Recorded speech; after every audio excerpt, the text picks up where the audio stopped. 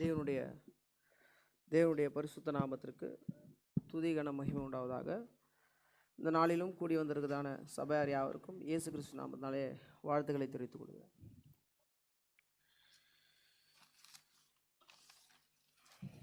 ஏசாயா 59 அதிகாரம், பழைய ஏற்பாடு ஏசாயா 59 அதிகாரம் வசனம் 1 நாம் படிக்கும் பொழுது, ஏதோ ரட்சிக்கக்கூடாதபடிக்கு கர்த்தருடைய கை குறுகி போகவும் இல்லை, கேட்கக்கூடாதபடிக்கு அவருடைய செவி மந்தவுமாகவும் இல்லை. உங்கள் அக்கிரமங்களே உங்களுக்கும் உங்கள் தேவனுக்கும் நடுவாக பிரிவினையை உண்டாக்குகிறது. உங்கள் பாவங்களே அவர் உங்களுக்கு செவி கொடாதபடிக்கு அவருடைய முகத்தை உங்களுக்கு மறைக்கிறது. இங்கே நான் படிக்கும் பொழுது, மனிதனுடைய அக்கிரமமே என்ன செய்கிறது என்று சொன்னால், தேவனை மனிதனிடமிருந்து பிரிக்கிறது. எப்பவுமே மனிதனுக்கும் தேவனுக்கான உறவு எதை சார்ந்து இருக்குன்னு சொன்னால், அவருடைய வார்த்தையை சார்ந்தான், அவருடைய பிரமாணத்தை சார்ந்தான். வேறு எப்படியும் தேவன் மனிதனிடத்தில் இடைப்படுகிறதில்ல. நாம் ஆதியாகமத்தில் தொடக்கத்திலிருந்து நாம் வாசிக்கும் பொழுது, தேவன் எப்படி தான் மனுஷங்கிட்ட பிரமாணத்தை கொடுக்குறார் அல்லது உறவு வைக்கணும்னு சொன்னால் அவருடைய வார்த்தையை கொண்டு தான். வேறு எந்த வழியிலும் அவர் மனிதனோடு இடைப்படுகிறதில்ல. உபாகமம் 6 அதிகாரத்தில் நாம் படிக்கும் பொழுது கூட, உபாகமம்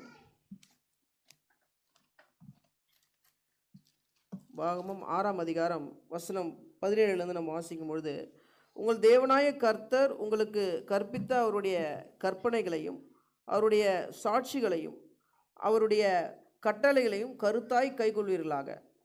நீ நன்றாய் இருக்கிறதற்கும் கர்த்தர் உன் பிதாக்களுக்கு ஆணையிட்டு கொடுத்த நல்ல தேசத்தில் நீ பிரவேசித்து அதை சுதந்திரிப்பதற்கும், கர்த்தர் தாம் சொன்னபடி உன் சத்துருக்களை எல்லாம் உன் முகத்திற்கு முன்பாக துரத்தி விடுகிறதற்கும் நீ கர்த்தருடைய பார்வைக்கு செம்மையும் நன்மையுமாய் இருக்கிறதை செய்வாயாக சொல்கிறார். இப்போ என்ன சொல்கிறேன்னா, கற்பனைகளையும் சாட்சிகளையும் கட்டளைகளையும் கருத்தாய் கைக்கொள்வீர்களாக அப்படின்னு சொல்கிறார். ஏன்னு சொன்னால், அவர் பிரமாணத்தின் மூலமாக அவருடைய வசனம் நாம் வாசிக்கும் பொழுது ஆணை, வாக்குத்தத்தம், அநேக காரியங்கள் நாம் பழைய ஏற்பாடில் நாம் வாசிப்போம். இது எல்லாமே கண்டிஷனல் சார்ந்து தான் இருக்குது. அவருடைய பிரமாணம் எப்போ அந்த பிரமாணத்தை மனுஷன் மீறுகிறானோ, வசனம் சொல்லுது, அவன் தேவனை மறக்கிறான் அப்படின்னு. நம்ம எபிரேயரில் நாம் வாசிக்கும் பொழுது, எபிரேயர் 1 அதிகாரம் 1 வசனத்தில், பூர்வ காலங்களில் பங்கு பங்காகவும் வகை வகையாகவும் பிதாக்களுக்கு திருவுளம் பற்றின தேவன் இந்த கடைசி நாட்களில் குமாரன் மூலமாய் திருவுளம் பற்றினார். இங்கே வாசிக்கும் பொழுது தேவன் எப்படி ஆதியிலிருந்து தன்னுடைய ஜனங்களுக்கு பேசிட்டு வராருன்றதை நம்ம பார்க்க முடியும். இங்கே 3 காரியங்கள் சொல்லப்படுகிறது. பிதாக்கள் காலகட்டத்தில் தேவன் எப்படி பேசினார் சொன்னால், நேரடியாக பேசினார் மனிதனோடு. ஏன்னா எப்போவுமே அவருடைய குணாதிசயமோ பிரமாணமோ அவருடைய குணாதிசயம் மாறுகிறதில்ல. ஆனால் அவர் மனிதனோடு தொடர்பு கொள்கிறதான அந்த முறைகள் தான் மாற்றிக்கிட்டே வரார். பிதாக்களின் காலகட்டத்தில் எப்படி பேசினார் சொன்னால், நேரடியாக பேசினார். உதாரணத்திற்கு ஆதியாகமம் 17 அதிகாரத்தில் நம்ம வாசிக்கும் பொழுது, ஆதியாகமம் 17 அதிகாரம் 1 நாம் படிக்கும் பொழுது, ஆபிரகாம் 99 வயதான பொழுது கர்த்தர் ஆபிரகாம் தரிசனமாகி, நான் சர்வ வல்லமை உள்ள தேவன், நீ எனக்கு முன்பாக நடந்து கொண்டு உத்தமனாயிரு, நான் எனக்கும் நடுவாக என் உடன்படிக்கையை ஏற்படுத்தி உன்னை மிகவும் திரளாய் பெருக பண்ணுவேன் என்றார். இப்போ உடன்படிக்கை ஏற்படுத்துகிறார். அநேக ஆதாம் கிட்ட தேவன் பேசுகிறாரு, நோவா கிட்ட தேவன் பேசுகிறார், இங்கே ஆபிரகாம் கிட்ட தேவன் பேசுகிறார், உடன்படிக்கை கொடுக்குறார். இது அவர்களுக்கும் தேவனுக்கும் இடையான 1-to-1 இருக்கிறதான ஒரு கான்வர்சேஷன். இதுக்கு பிற்பாடு ஒரு பெரிய இஸ்ரவேலுங்கிறதான ஒரு ஜனத்தோடு தேவன் என்ன செய்கிறார்னா உடன்படிக்கை பண்ணுகிறார். உபாகம் 33 அதிகாரம் 4 வசனத்தில் நாம் படிக்கும் பொழுது, மோசே நமக்கு ஒரு நியாய பிரமாணத்தை கற்பித்தான், அது யாக்கோபின் சபைக்கு சுதந்திரமாயிற்று. இங்கே தேவன் தன்னுடைய அந்த முறையை மாற்றிட்டார். அங்கே எப்படி நேரடியாக பேசினாரோ இங்கே நேரடியாக பேசலை. இஸ்ரவேல்ங்கிறான் தன்னுடைய ஜனங்களுக்கு நடுவில் ஒரு மத்தியஸ்தன் போல ஒரு மனிதனை ஏற்படுத்தி அந்த ஜனங்களோட அவர் உடன்படிக்கை பண்ணுறார். அன்னையிலிருந்து இன்னை வரைக்கும் இந்த பேட்டன் இருக்குது. இன்றைக்கும் நமக்கும் தேவனுக்கும் நடுவில் ஒரு மத்தியஸ்தன் வந்து இருக்கிறார். இப்போ தேவன் ஆதியிலேருந்து பார்க்கும்பொழுது பேசிக்கிட்டே வராரு, அவருடைய உடன்படிக்கை கொடுத்துட்டே வராரு. அந்த உடன்படிக்கை எப்பொல்லாம் மனிதன் மீறுகிறானோ அப்போது அவன் தேவனை மறக்கிறான்றது தான் அவர் சொல்கிறாரு. அதனால தான் தேவன் இந்த இஸ்ரேல் மக்களோடு உடன்படிக்கை ஏற்படுத்தும் பொழுது கூட இதில் ரொம்ப நீங்கள் கவனமாக இருங்கன்னு சொல்கிறாரு. உபாகம் 6ஆம் அதிகாரத்தில் நாம் பார்க்கும் பொழுது, உபாகம் 6ஆம் அதிகாரம்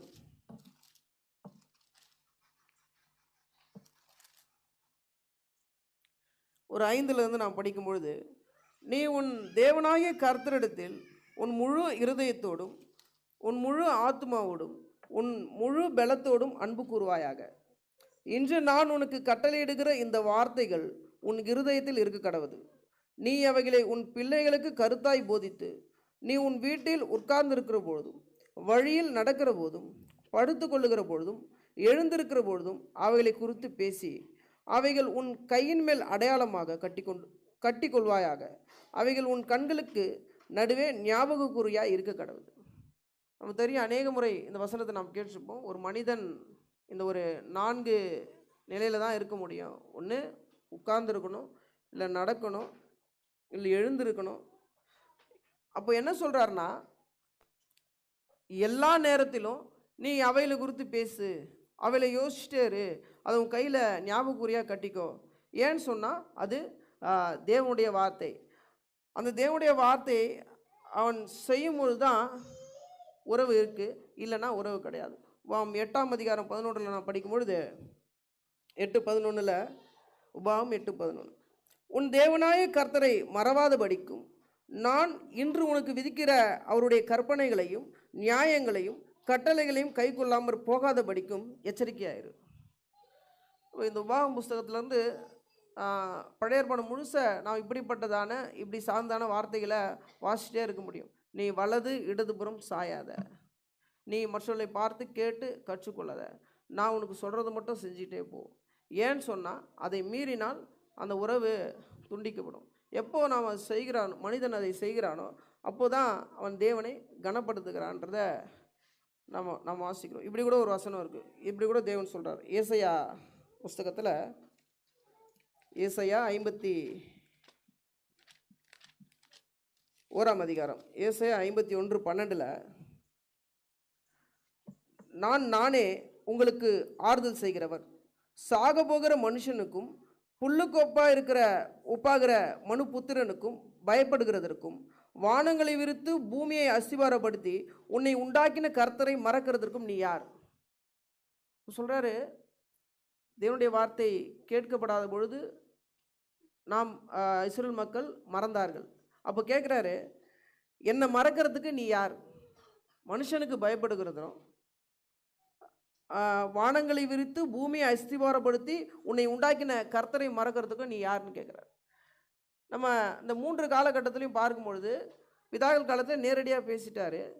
ஆனால் இஸ்ரவேல் மக்களுடைய காலகட்டத்தில் இந்த 3க்கும் இருக்க ஒரு வித்தியாசம் என்ன அப்படின்னா, இன்றைக்கி யார் யாரெல்லாம் தேவனுடைய பிள்ளைகளாய் ஆகலாமா வேணாமான்றது அவருடைய தீர்மானத்தில் இருக்குது. அது ஒரு ஆப்ஷன்ஸ் தெரிஞ்சுக்கலாம். நான் கீழ்ப்படினுமா வேணாமான்றது நம்முடைய பொறுப்பு, நம்மளுடைய ஒரு சாய்ஸ். பழைய ஏற்பாட்டில் பிதாக்கள் நேரடியாக பேசினா அவங்களுக்கு கேட்டு தான் ஆகணும். ஆனால் இஸ்ரேல் மக்கள்கிட்ட அப்படி கிடையாது. மோசே மூலமாக நியாயப்பிரமாணம் கொடுக்கப்பட்டது. யாரெல்லாம் கடைசி சந்ததி இஸ்ரேல் மக்கள் பிறக்கிறானோ அவன் எல்லாருமே எதற்கு உட்பட்டு இருக்கிறான்னா அந்த நியாயப்பிரமாண சரத்துக்கு உட்பட்டு தான் இருக்கிறான். அவன் அதை கேட்டு தான் ஆகணும். இல்லைனா தேவன் கேட்பார். என்ன கேட்பார்னா, என்னை மறக்கிறதுக்கு நீ யார்? எப்படி என்னை மறக்கலாம்? நீ யார்? அவ்வளோ பெரிய மனுஷனா நீ அப்படின்னு தேவன் கேட்குறார். அப்போ தொடர்ச்சியாக இப்படி நிறைய வசனங்கள் நமக்கு படிக்க முடியும்.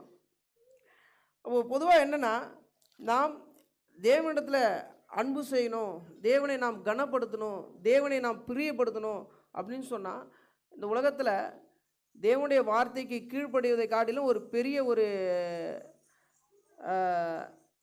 கீழ்ப்படிவதை தவிர வேறு எந்த முறையிலையும் அன்பு செலுத்த முடியாது. நம்ம தெரியும், புதிய ஏற்பாட்டில் ஒரு வசனம் வாசிக்கலாம். 1 யோவான் 5:3 நாம் வாசிக்கும்பொழுது, நாம் தேவனுடைய கற்பனைகளை கைக்கொள்வது அவரிடத்தில் அன்பு கூறுவதாம். வேற எந்த வகையிலும் நாம் அன்பு கூற முடியாது. அப்போ இஸ்ரேல் மக்கள் குறித்து நாம் பழைய ஏற்பாட்டில் வாசிக்கும் பொழுது, இந்த நாளில் கூட நாம் அதை சார்ந்தான் படிக்க போகிறோம். தேவனுடைய வார்த்தை அவர்களுக்கு ஒப்புவிக்கப்பட்டது. அதில் அவர்கள் சரியாக செய்ய வேண்டிய இரண்டு பிரிவுகள் இருந்தது அவங்கள ஜனங்கள் மத்தியில். ஒன்று யாருன்னா, தேவனுடைய வார்த்தை யார்கிட்ட ஒப்புவிக்கப்பட்டது, யார் அதை பொறுப்பெடுத்து செய்யணும் அப்படின்னு சொன்னால், ஒன்று ராஜாக்கள், ரெண்டாவது ஆசாரியர்கள். இந்த 2 பேரும் தேவனுடைய வார்த்தையை பார்த்து போதிக்க வேண்டும், அதுபடி நடக்கணுன்றத தேவன் சொல்கிறாரு. உபாகம புஸ்தகம் நான் பார்க்கும்பொழுது, முதல்ல ராஜாக்கள் எப்படி இருக்கணும்னு சொன்னால், அதை எழுதி தனக்காக ஒரு பிரதியை வச்சுக்கணும் அப்படின்னு சொல்கிறாரு. உபாகம் 17ஆம் அதிகாரம்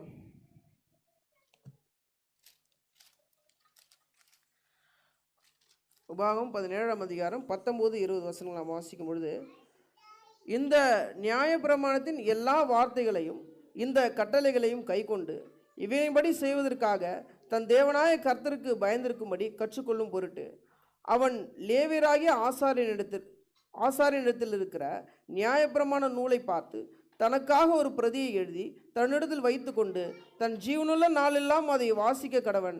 இப்படி செய்வதனால் தானும் தன் குமாரரும் இஸ்ரவேலிலே தங்கள் ராஜ்யத்திலே நீடித்து வாழ்வார்கள். இப்போ என்ன செய்யணும்னா, ஆசாரியன்கிட்டேருந்து ஒரு பிரதியை வாங்கி அவங்க எழுதிக்கணும். ஆனால் இஸ்ரேல் மக்கள் தனக்கு ராஜா வேணும்னு சொல்லி தேவனை தள்ளிவிட்டு, தேவன் அவர்கள் ராஜாவை கொடுக்குறார். ஏறக்குறைய 3 ராஜாக்கள் சமஸ்த இஸ்ரேலை ஆண்ட பிறகு ராஜ்யம் பிரிக்கப்படுகிறது. அதுக்கப்புறம் தேவனுடைய வார்த்தையை அவர்கள் எந்த அளவுக்கு வச்சுட்டாங்கன்னா, தேவனுடைய வார்த்தை எங்கன்னே தெரியாத அளவுக்கு போயிடுச்சு. இஸ்ரவேல் அடிமையாக போயிட்டாங்க, யூதா இருந்தாங்க, கொஞ்ச நாள் அவங்களும் அடிமையாக போயிட்டாங்க. அப்போது ஒரு ராஜா வராரு. அவர் தேவனுடைய வார்த்தை அவர் கிடைக்கும் பொழுது அவர் எப்படி தன்னை சரிப்படுத்தி கொண்டார், மாற்றி கொண்டார்ன்ற ஒரு காரியத்தை தான் நான் இந்த நாளில் நம்ம பார்க்க போகிறோம். 2 ராஜாக்கள் 22ஆம் அதிகாரத்தில் 2 ராஜாக்கள் 20. ஏன்னா ராஜானா வசனம் சொல்லுது, அவனு தனக்காக ஒரு பிரதியை வாங்கி அதன்படி வாசித்து அவன் அதை கருத்தாய் அவன் அதை தியானம் பண்ணுன்றது அவன் மேலே வந்து ஒரு கடமை. இங்கே 2 ராஜாக்கள் 22ஆம் அதிகாரம் 1-2 வாசிக்கும் பொழுது, யோசியா ராஜாவாகிற பொழுது 8 வயதாக இருந்து 31 வருஷம் எருசலேமில் அரசாண்டான். போஸ்காத் ஊரானாகிய அதாயன் குமாரத்தியான அவன் தாயின் பேர் எதிதாள். அவன் கர்த்தரின் பார்வைக்கு செம்மையானதை செய்து தன் தகப்பனாகிய தாவீதின் வழியெல்லாம் வலது இடதுபுறம் விலகாமல் நடந்தான். அப்போது எழுதப்பட்ட சத்தியங்கள் இருந்தது, ஆனால் பிரபலமாக இல்லாத காலகட்டத்திலே அவர் என்ன செய்தார்னு சொன்னால், இஸ்ரேல் மக்கள் தங்களை கெடுத்துக்கொண்ட காலத்திலேயே அவர் எப்படி இருந்திருக்காருன்னு சொன்னால், கர்த்தருடைய பார்வைக்கு செம்மையானவைகளை செய்து தன் தகப்பனாகிய தாவீதின் வழியெல்லாம் வலது இடதுபுறம் விலகாமல் நடந்தான்னு வசனம் சொன்னார். இங்கே ஆலயத்தில் தேவனுடைய ஆலயம் இன்னும் கொஞ்ச நாள் அடிமையாக இவங்களும் போக போகிறாங்க. யூதானுடைய ராஜா இவர் அடிமையாக போக போகிறாங்க. தேவனுடைய ஆலயத்தில் அநேக வேலைகள்லாம் செஞ்சிட்ருக்காங்க. ஏன்னு சொன்னால், இஸ்ரேல் மக்கள் எப்போல்லாம் தன்னை எதிர்த்து யார் ராஜா வந்தாலும் ஆலயத்தில் போய் கொஞ்சம் தங்கம் வெள்ளி எதெல்லாம் சுரண்ட முடியுமோ சுரண்டி எல்லாத்தையும் எடுத்து கொடுத்து சமாதானம் பேசிட்டு போயிடுவாங்க. அதுக்காக தான் அவங்க ஆலயத்தை பயன்படுத்திட்டு இருந்தாங்க. ஆனால் இவர் வரும்பொழுது இவர் அந்த ஆலயத்தை சீர்படுத்திட்டு இருக்கார். அப்போது என்ன கிடைக்குதுன்னா, அந்த ஆலயத்தில் தேவனுடைய வார்த்தை கிடைக்கிறது. நம்ம 8 நான் வாசிக்கும் பொழுது, அப்பொழுது பிரதான ஆசாரியனாகிய இல்க்கியா சம்பிரதியாகிய சாப்பானை நோக்கி, நான் கர்த்தரின் ஆலயத்திலே நியாயப்பிரமாண புஸ்தகத்தை கண்டுபிடித்தேன் என்று சொல்லி அந்த புஸ்தகத்தை சாப்பானிடத்தில் கொடுத்தான். அவன் அதை வாசித்தான்.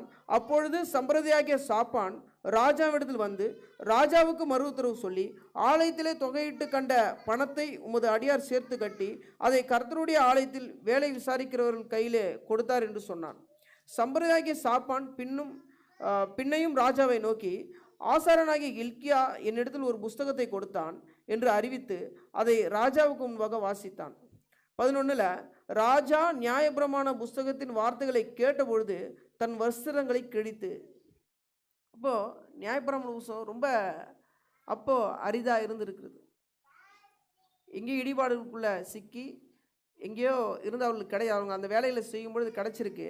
அப்போது அவர் அந்த நியாயப்பிரமாண வார்த்தைகளை கேட்ட உடனே என்ன பண்ணுறார், தன்னுடைய வஸ்திரங்களை கிழித்து கொள்ளுகிறார். அதுக்கு பிற்பாடு அவர் ஒரு தேவனுடைய காரியத்தை விசாரிக்கிறதுக்கு ஆள் அனுப்புகிறாரு. நீங்கள் முழுசாக அதை படித்து பார்க்கலாம். இப்போ நேரடியாக அதனுடைய விளைவு, அவர் தேவனுடைய வார்த்தையை கேட்டதனுடைய விளைவு நாம் பார்க்கும் பொழுது 2 ராஜாக்கள் 23ஆம் அதிகாரம் அடுத்த அதிகாரத்தில் நாம் பார்க்கும் பொழுது 1 அப்பொழுது ராஜா யூதாவிலும் எருசலேமிலும் இருந்த மூப்பரை எல்லாம் அழைப்பித்தான். அவர்கள் அவனிடத்தில் கூடின பொழுது ராஜாவும் அவனோடு யூதாவின் மனுஷர் யாவரும் எருசலேமில் குடிகள் அனைவரும் ஆசாரியர்களும் தீர்க்கதரிசிகளும் சிறியோர் துவங்கி பெரியோர் மட்டுமுள்ள சகலரும் கர்த்தரின் ஆலயத்திற்கு போனார்கள். கர்த்தருடைய ஆலயத்திலே கண்டெடுக்கப்பட்ட உடன்படிக்கையின் புஸ்தகத்தின் வார்த்தைகளெல்லாம் அவர்கள் காதுகள் கேட்க வாசித்தான். அப்பொழுது ராஜா தூண் அருகே நின்று கர்த்தரை பின்பற்றி நடக்கும் அவருடைய கற்பனைகளையும் அவருடைய சாட்சிகளையும் அவருடைய கட்டளைகளையும் முழு இருதயத்தோடும் முழு ஆத்துமாவோடும் கைக்கொள்ளவும் அந்த புஸ்தகத்தில் எழுதியிருக்கிற அந்த உடன்படிக்கையின் வார்த்தைகளை நிறைவேற்றவும் கர்த்தருடைய சந்நிதியில் உடன்படிக்கை பண்ணினான். ஜனங்கள் எல்லாரும் உடன்படிக்கைக்கு உட்பட்டார்கள். அப்போ அந்த வார்த்தையை கேட்கும் பொழுது தேசத்தில் இருக்க எல்லாரும் மூப்பர் முதற்கொண்டு எல்லாரையும் தீர்க்கதரிசிகள் ஆசாரியர்களை கூப்பிட்டு அவர் ஒரு உடன்படிக்கை பண்ணுகிறார். மக்கள் ஜனங்கள் அந்த உடன்படிக்கைக்கு கீழ்ப்படிந்தார்கள்.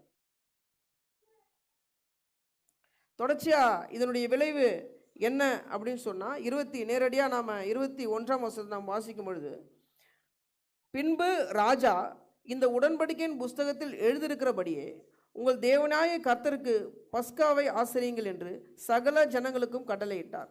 இஸ்ரவேலை நியாயம் விசாரித்த நியாயாதிபதியின் நாட்கள் தொடங்கி இஸ்ரவேலின் ராஜாக்கள் யூதாவின் ராஜாக்கள் ஆகிய அவருடைய சகல நாட்களிலும் இந்த பஸ்காவை போல் பஸ்கா ஆசரிக்கப்படவில்லை. இப்போது தேவனுடைய வார்த்தை இங்கே நாம் இன்று இதை ஏன் படிக்கணும்னு சொன்னால், தேவனுடைய வார்த்தை அந்த ராஜாவுக்கு யோசியா ராஜா கிடைக்கும் பொழுது அவர் எப்படி இருந்தார்னா, அதன்படி தானும் செய்யவும் தன்னுடைய ஜனங்களும் செய்யும்படியாக அவருடைய பொறுப்பை அவருடைய வேலையை ரொம்ப சிறப்பாக செஞ்சார். வசனம் சொல்லுது, இஸ்ரவேலை நியாயம் விசாரித்த நியாயாதிபதி நாட்கள் தொடங்கி இஸ்ரவேல் ராஜாக்கள், அதாவது ராஜ்யம் 2ஆக பிரியுது, இஸ்ரவேலுக்கு தனி ராஜா, யூதாவுக்கு தனி ராஜா. இந்த ராஜாக்கள் நாட்கள் இவர் வர வரைக்கும் இப்படிப்பட்ட ஒரு பஸ்காவை ஆசரிக்கப்படவில்லை.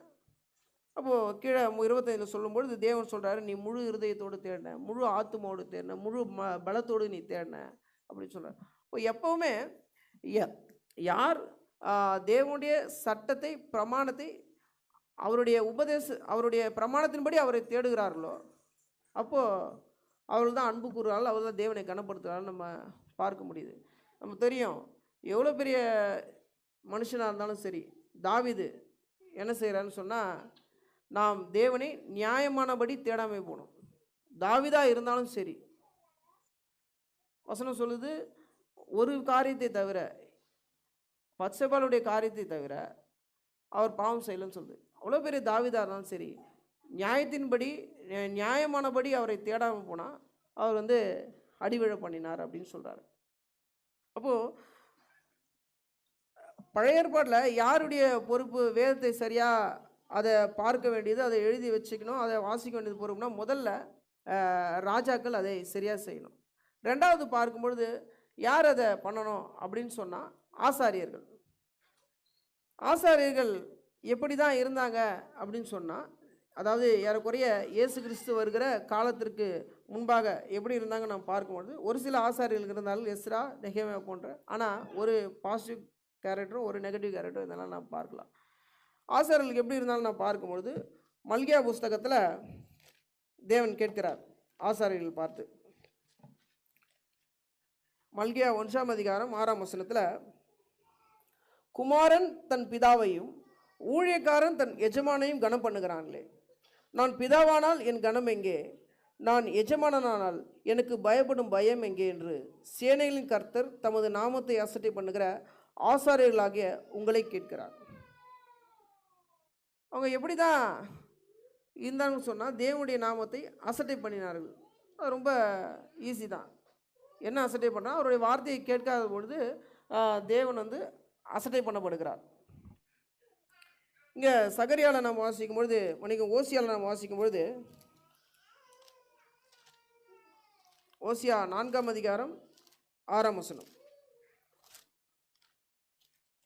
ஓசியா 4:6 வாசிக்கும் பொழுது, என் ஜனங்கள் அறிவில்லாமையினாலே சங்காரமாகிறார்கள், நீ அறிவை வெறுத்தாய், ஆகையால் நீ என் ஆசாரியனாய் இராதபடிக்கு நானும் உன்னை வெறுத்து விடுவேன். நீ உன் தேவனுடைய வேதத்தை மறந்தாய், ஆகையால் நானும் உன் பிள்ளைகளை மறந்து விடுவேன். அப்போது அவர்கள் ஏறக்குறைய பழைய ஏற்பாடு மல்கியா தீர்க்கதரிசியோட முடிகிறது. தேவன் நமக்கு யோவான் ஸ்நானனை அனுப்புறேன்னு சொல்லி அதோட இந்த பழைய ஏற்பாடு தீர்க்கதரிசி முடியுது. அதுக்கு இடையில் ஏறக்குறைய வரலாற்று ரீதியாக சொல்லப்படுகிறது இருண்ட காலம். ஒரு 300 அல்லது 400 வருடங்களாக தேவன் எந்த ஒரு தீர்க்கதரிசியும் அனுப்பி தன்னுடைய ஜனங்களோட எந்த விதமான ஒரு காரியத்தையும் ஞாபகப்படுத்தலை. உடன்படிக்கை தேவன் கொடுக்கறதில்ல, ஞாபகப்படுத்துகிறார் நியாயப்பிரமாண புஸ்தகத்தை. மல்கியா தீர்க்கதரிசி வரைக்கும் தேவன் என்ன செய்தார்னா, நியாயப்பிரமாணம் இருக்குது அதுபடி செய்யணும் சொல்லிக்கிட்டே போகிறார். ஒரு தீர்க்கதரிசி மூலமாக அவர் ஞாபகப்படுத்திகிட்டே போகிறார். இந்த ஞாபகம் மல்கியா தீர்க்கதரிசியோட முடியுது. அவர் அதுக்கு மேலே யாரையும் அனுப்புறதில்லை. அந்த அளவிற்கு இவர்கள் வந்து தங்களை கெடுத்து கொண்டாலே. ஏறக்குறைய இயேசு கிறிஸ்து வந்த பிற்பாடு அவருடைய நிலைமை எப்படி தான் இருந்து நம்ம வாசிக்கும் போது மத்தேயு புஸ்தகத்தில் மத்தேயு சுவிசேஷ புத்தகம் 23ஆம் அதிகாரம் மத்தேயு 23 வசனம் 2 நம்ம வாசிக்கும் பொழுது,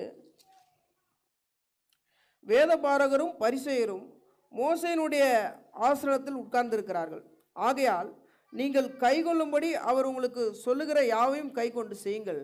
அவர்கள் செய்கையின்படியோ செய்யாதிருங்கள், ஏனெனில் அவர்கள் சொல்லுகிறார்கள் சொல்லியும் செய்யாதிருக்கிறார்கள். அப்போது அவங்க சொல்கிறாங்க சொல்லியும் செய்ய மாட்டாங்க. நீங்கள் அவர்கள் கை கொள்கிற எல்லாத்தையும் அவங்க கற்பிக்கிற எல்லாத்தையும் செய்யுங்க, ஏன்னா அது வந்து தேவனுடைய வார்த்தை. ஆனால் அவருடைய கிரியின்படியும் செய்யாமல் இருங்க, ஏன்னா அவர்கள் வந்து செய்கிறது இல்லை அப்படின்னு சொல்கிறார். ஏன்னு சொன்னால் நியாயமாக இயேசு கிறிஸ்துவை யார் தான் அடையாளம் படுத்தியிருக்கணும், யார் தான் கண்டுபிடிச்சிருக்கணும்னு கேட்டால் இந்த ஆசாரியர்கள் தான். நியாயப்படி புதிய ஏற்பாட்டில் நாம் பார்க்கும் பொழுது இயேசு கிறிஸ்து காலகட்டத்தில் அவர் வரும்பொழுது யார் அவரை சரியாக அட்ரஸ் பண்ணியிருக்கணும், யார் இவர் இயேசு கிறிஸ்து இவர் தான் மேசியா வருகிறதான மேசியான்னு யார் கண்டுபிடிச்சிருக்கணும், இந்த ஆசாரியர்கள் தான் கண்டுபிடிச்சிருக்கணும். ஏன்னு சொன்னால் இயேசு கிறிஸ்து கூட தன்னை எப்பவுமே 2 விஷயத்தை வாசிக்கலாம். இயேசு கிறிஸ்து தன்னை வெளிப்படுத்தும் பொழுது தன்னை எப்படி தான் அட்ரஸ் பண்ணுறாருன்னா இந்த வேத வசனத்தை சார்ந்து தான் பேசப்படுகிறார். நமக்கு நல்லா பரிச்சயமான ஒரு வசனம் யோவான் புஸ்தகத்தில் யோவான் 1ஆம் அதிகாரத்தில் நாத்தான்வேல் வந்து பேசும்பொழுது யோவான் 1ஆம் அதிகாரம் 45ஆம் வசனம், பிலிப்பு நாத்தான்வேலை கண்டு நியாயப்பிரமாணத்திலேயும் மோசேயின் தீர்க்கதரிசிகளிலும் எழுதியிருக்கிறவளை கண்டோம். எப்படி சொல்கிறாருன்னா நியாயப்பிரமாணத்தில் மோசேயும் தீர்க்கதரிசியும் எழுதியிருக்கிறவளை நான் பார்த்தேன் அப்படின்னு சொல்கிறார். மேசியாவை பார்த்தனோ இயேசு கிறிஸ்துவை பார்த்தனோ அங்கே சொல்லலை. அவர் எப்படி தான் அடையாளப்படுத்தப்படுறோன்னா பழைய ஏற்பாட்டில் எழுதியிருக்கிறவரை நாங்கள் இங்கே பார்த்தோம். இன்னொரு வசனம் வாசிக்கும் பொழுது யோவான் ஸ்நானகன் சிறைச்சாலையில் இருக்கும்பொழுது தன்னுடைய தூதர்களை தன்னுடைய சீஷர்களை இயேசு கிறிஸ்துக்கிட்ட அனுப்புகிறார். லூக்கா 7ஆம் அதிகாரம் வசனம் 20 நாம் படிக்கும் பொழுது, அந்தபடி அவர்கள் அவரிடத்தில் வந்து, வருகிறவர் நீர்தானா அல்லது வேறொருவரை காத்திருக்க வேண்டுமா என்று கேட்கும்படி யோவான் ஸ்நானகன் எங்களை உம்மிடத்தில் அனுப்பினான் என்றார்கள். இங்கே இயேசு கிறிஸ்து என்ன சொல்லியிருக்கணும்னா, ஆமாம் வர்றது நான் தான், அவர் இனிமேல் யாருக்கும் வெயிட் பண்ண தேவையில்லை இப்படி சொல்லியிருக்கலாம். ஒன்று ஆமாம் நான் தான் சொல்லி ஒரே வாரத்தில் முடிச்சிருக்கலாம். அவங்க என்ன கேட்குறாங்கன்னா, வர்றது நீங்கள் தானா இல்லை வேறு யாருன்னா வர காத்துட்டு இருக்கணுமான்னு கேட்கும்பொழுது நான் தான் சொல்லியிருக்கலாம். ஆனால் அவர் அப்படி சொல்லாமல் எதை சொல்கிறாருன்னா 22 நம்ம படிக்கும் பொழுது, இயேசு அவளுக்கு பிரதியுத்தரமாக, நீங்கள் போய் கண்டவைகளையும் கேட்டவைகளையும் யோவானுக்கு அறிவிங்கள். குருடர் பார்வை அடைகிறார்கள், சப்பானிகள் நடக்கிறார்கள், குஷ்டரோகிகள் சுத்தமாகிறார்கள், செவிடர் கேட்கிறார்கள், மரித்தோர் எழுந்திருக்கிறார்கள், தரித்திரருக்கு சுவிசேஷம் பிரசங்கிக்கப்படுகிறது. அவங்க கேட்டது என்ன, அவர் சொன்னது என்ன? வரது நீங்கள் தானான்னு சொன்னால் நான் தான் சொல்லியிருக்கணும். ஆனால் என்னென்னா வேத வசனத்தை மேற்கோள் காட்டி பேசுகிறேன். ஆமாம் நான் தான் வரேன், ஏன்னா இதெல்லாம் நான் வரும்போது இதெல்லாம் நடக்கும், அந்த வசனத்தை அவர் பேசுகிறார். அப்போ அவரும் கூட தன்னை அட்ரஸ் பண்ணும்போது எப்படி சொல்கிறாருன்னா வசனத்தின் மூலமாக தான். அப்போது நாத்தான்வேலால் கண்டுபிடிக்கப்பட முடிஞ்சுது. இங்கே யோவான் சொல்கிறாரு வசனத்தை, இவர் தெரியும், வசனம் சொன்னால் யோவான் தெரியுன்றது தெரியும். அப்போது வேதத்தின் மூலமாக தான் அவர் தன்னை அடையாளப்படுத்துகிறார்.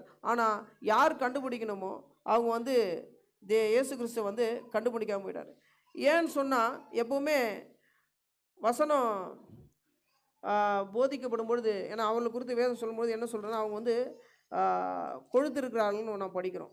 மத்தேயு 13ஆம் அதிகாரத்தில், மத்தேயு 13ஆம் அதிகாரம், ஏன் அவங்களால கண்டுபிடிக்க முடியல, ஏன் அவங்களால உணர முடியல அப்படின்னு சொல்லும்பொழுது, மத்தேயு 13ஆம் அதிகாரம் 15ஆம் வசனத்தில் நாம் வாசிக்கும் பொழுது, இந்த ஜனங்கள் கண்களினால் காணாமலும் காதுகளினால் கேளாமலும் இருதயத்தினால் உணர்ந்து மனம் திரும்பாமலும் நான் அவர்களை ஆரோக்கியமாக்காமலும் இருக்கும்படியாக அவர்கள் இருதயம் கொழுத்திருக்கிறது, காதால் மந்தமாய் கேட்டு தங்கள் கண்களை மூடிக்கொண்டார்கள் என்பதே.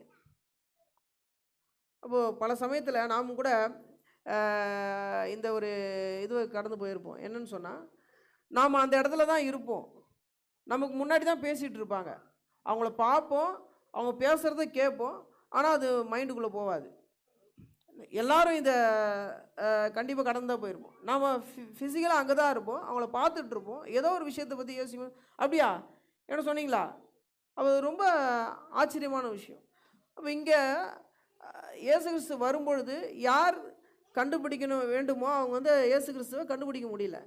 ஏன்னு சொன்னால் அந்த வசனத்தை அவங்க எப்படி தான் தேவனுடைய வார்த்தையை எப்படி தான் ப்ராக்டிஸ் பண்ணாங்க, தேவனுடைய வார்த்தையை எப்படி தான் வச்சுருந்தாங்கன்னா, போதிக்கணும், நான் அதை செய்ய மாட்டேன், நான் கேட்பேன், ஆனால் எனக்கு செவிக்குள்ளே போகாது, நான் பார்ப்பேன், என்னால் உணர முடியாதுன்ற அளவுக்கு தான் அவருடைய இருந்தது. இது நாம் பார்க்கும்பொழுது ரொம்ப டேஞ்சரான ஒரு நிலை அவளுக்கு இருந்தது. ஏன்னு சொன்னால் மத்தேயுல நாம் படிக்கிறோம், மத்தேயு 24ஆம் அதிகாரத்தில் அது எந்த அளவுக்கு மோசமான ஒரு நிலைன்னு சொல்லும்பொழுது, மத்தேயு 24ஆம் அதிகாரம் 37ஆம் வசனம் நம்ம வாசிக்கும் பொழுது, மத்தேயு 24:37, நோவாவின் காலத்தில் எப்படி நடந்ததோ அப்படியே மனுஷகுமாரன் காலகட்டத்திலும் நடக்கும். எப்படி எனில், ஜனங்கள் ஜலப்பிரளயத்துக்கு முன்னான காலத்திலே நோவா பேழைக்குள் பிரவேசிக்கும் நாள் வரைக்கும் ஜனங்கள் புசித்தும் குடித்தும் பெண் கொண்டும் பெண் கொடுத்தும் ஜலப்பிரளயம் அனைவரையும் வாரிக்கொள்ளும் மட்டும் உணராதிருந்தார்கள். அப்படியே மனுஷகுமாரன் வரும் காலத்திலும் நடக்கும். என்ன செஞ்சாங்க, ரொம்ப பிஸியாக இருந்தாங்க, தன்னுடைய வேலைகளை எல்லாம் நடத்தினாங்க. என்னன்னா, புசித்தார்கள், குடித்தார்கள், பெண் கொண்டார்கள், பெண் கொண்டும் பெண் கொடுத்தும். அப்போது ஜலப்பிரளயம் வருகிற வரைக்கும் அவர்களால் உணராது இருந்தாலும் வசனம் சொல்லுது. அப்போ இந்த உணர்வு இல்லாத ஒரு நிலை என்னன்னு சொன்னால் ரொம்ப ஆபத்தானது. சிலர் மக்களை குறித்து சொல்லும் பொழுது அவர்கள் வசனம் சொல்லுது, அவர்கள் தேவனுக்காக தான் வைராக்கியம் பண்ணாங்க. ரோமர் 10:2 வாசிக்கும் பொழுது அவர்கள் வைராக்கியமாக இருந்தாங்க, ஆனால் அறிவுக்கேற்ற வைராக்கியம் இல்லை அப்படின்னு நாம் படிக்கிறோம். இப்போ இங்கே சொல்லும் பொழுது கூட எந்த அளவிற்கு அவள் தேவனை மறந்தாருன்னு சொன்னால் இந்த அளவுக்கு போயிட்டாங்க. இயேசு கிறிஸ்துவை மரணத்துக்கு ஒப்பு கொடுக்கும் பொழுது கூட அவர்களுக்கு அந்த இரத்தப்பழி எங்கள் மேலும் எங்களுடைய பிள்ளைகள் மேலும் தான் இருக்கணுன்ற அந்த அளவுக்கு போயிட்டாங்க. எதை செய்யறதுக்கும் துணிகரமாக தங்களை மாற்றிக்கொண்டார்கள். ஏன்னா அவள் தேவனுக்கு நான் சேவை செய்கிறோன்னு நினச்சிட்டாங்க. அவள் இயேசு கிறிஸ்துவை ஒப்பு கொடுக்கும் பொழுது கூட என்ன சொல்கிறாங்கன்னா, யோவான் புத்தகத்தை நான் படிக்கும் பொழுது சாதாரணமாக சும்மாலாம் இயேசு கிறிஸ்துவ அவங்க ஒப்பு கொடுக்கல, தேவனுடைய வார்த்தையை வைத்துக்கொண்டு அதன் மூலமாக அவரை குற்றப்படுத்தலாமான்றதான் அவங்க பார்த்தாங்க. யோவான் 19ஆம் அதிகாரத்தில், யோவான் 19:7 நான் படிக்கும் பொழுது,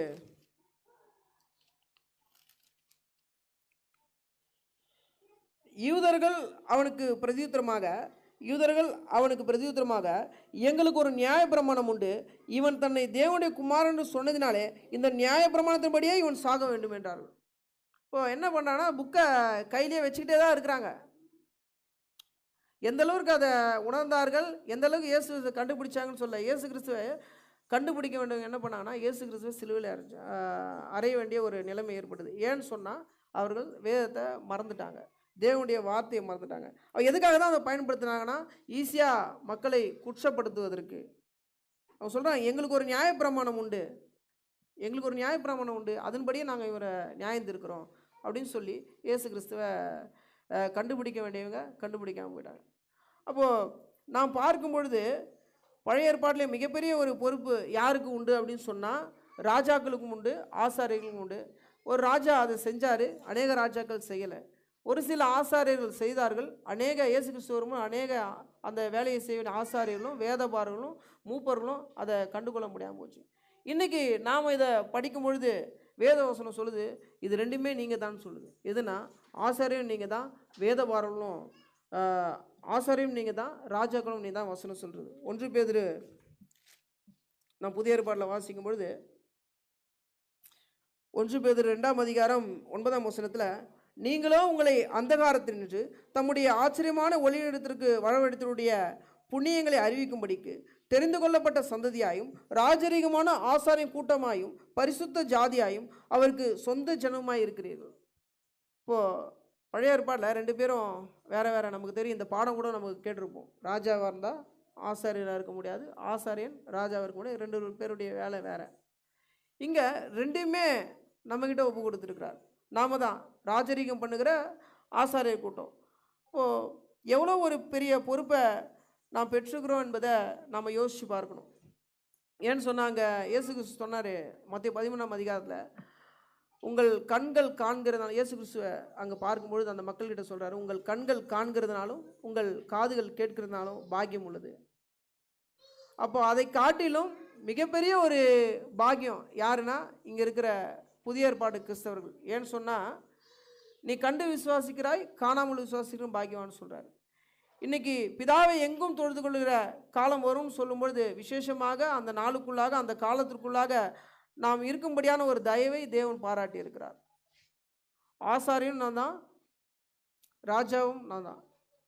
இப்போ எப்படிப்பட்டதான ஒரு கீழ்ப்படிதலும், எப்படிப்பட்டதான ஒரு அவருடைய பிரமாணத்தை நிறைவேற்றணும்னான பொறுப்பு நாம் எடுத்திருக்கிறோன்றதை நம்ம யோசிச்சு பார்க்கணும். ஏன்னா பல நேரத்தில் அதை அறியாமல் மக்கள் பிஸியாகிடுறாங்க. எப்படி நம்ம வாசிச்சது போல் நோவின் காலத்தில் எப்படி நடந்தோ அப்படியே மனுஷகுமாரன் ஒரு காலகட்டத்தில் நடக்கும். ரொம்ப பிஸியாக இருப்பாங்க, ரொம்ப சந்தோஷமாக இருப்பாங்க, ஹாப்பியாக இருப்பாங்க. ஏன்னு சொன்னால், தேவன் தன்னுடைய பிள்ளைகளுக்கு பாராட்டுகிற தயவு என்னென்னா, ஒரு மனுஷன் அவருடைய கற்பனையை கைக்கொள்றான்னு சொன்னால் அவனை சும்மா விடுறதில் அவனை ஆசீர்வதிக்கிறார். ஆனால் ஆசீர்வதிக்கும் பொழுது என்ன நடக்குதுன்னு சொன்னால், மனுஷன் தேவனை மறந்தான். இது மட்டும் தான் நடக்குது. உபாகமத்தில் நான் படிக்கும்பொழுது, உபாகமம் ஒரு வசனம் மட்டும் படிச்சுட்டு நம்ம பகுதியை முடிச்சிடலாம். உபாகமம் 8ஆம் அதிகாரத்தில் எப்பொழுதெல்லாம் மனிதன் தேவனை தேடுகிறானோ அப்போ அவரை ஆசீர்வதிக்கிறார். உபாகமம் 8ஆம் அதிகாரம் 12 நான் படிக்கும்பொழுது, நீ புசித்து திருப்தியாகி நல்ல வீடுகளை கட்டி அவைகளில் குடியிருக்கும் பொழுது உன் ஆடு மாடுகள் திரட்சியாகிய உனக்கு வெள்ளியும் பொன்னும் பெருகி உனக்கு உண்டானவைகளை எல்லாம் வர்த்திக்கும் பொழுது உன் இருதயம் மேட்டுமையாகாமலும். அதே ஒன்று தெரியும், இதெல்லாம் வந்ததுன்னா நீ நல்ல வீடுகளை கட்டி நல்ல சம்பூர்ணமாக சமாதானமாக ஆசீர்வாதமாக நீ இருக்கும் பொழுது என்ன நடக்கும் அப்படின்னு சொன்னால், அடுத்தது மேட்டுமையாகும். அடுத்து மனுஷன் என்ன சொல்லுவானா, நீ யார் அப்படி கேட்பான். யாரை கேட்பானா, தேவனை கேட்பான். அது அவருக்கு தெரியும். நீதிமொழிகளாக தான் சொல்லுது. நீதிமொழிகள் 30ஆம் அதிகாரம் 9ஆம் வசனத்தில், நீதிமொழிகள்